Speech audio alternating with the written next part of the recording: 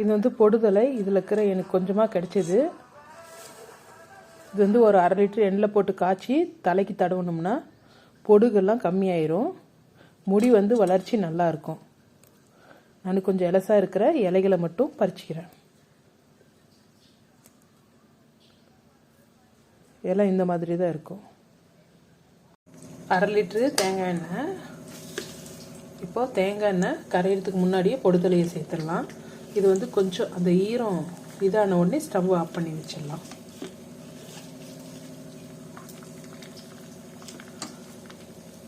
இது வந்து கொஞ்சமாக ஜடாமாசி.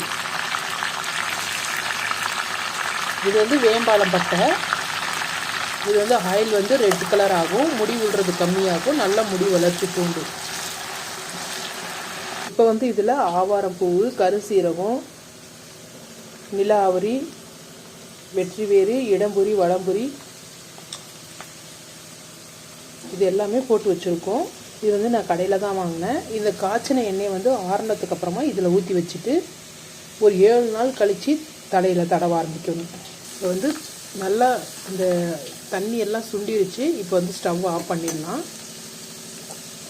இது சூடு ஆறுனதுக்கப்புறம் பாட்டிலில் சேர்த்து ஸ்டோர் பண்ணி வச்சுட்டு 7 டேஸ்க்கு அப்புறமா நம்ம யூஸ் பண்ண ஆரம்பிக்கணும். நம்ம தலையில் தடவிட்டு ஒரு 1/2 மணி நேரம் கழித்து நம்ம தலைக்கு குளிக்கணும். இல்லைன்னா நம்ம ரெகுலராக கூட தலையில் குளிக்க ஸ்டார்ட் பண்ணலாம். ரெகுலராக தலைக்கு தடவும் ஸ்டார்ட் பண்ணலாம். இது வந்து நம்ம வேம்பாலம் பட்டை போட்டதுனால ரெட் கலராக வந்திருக்கு.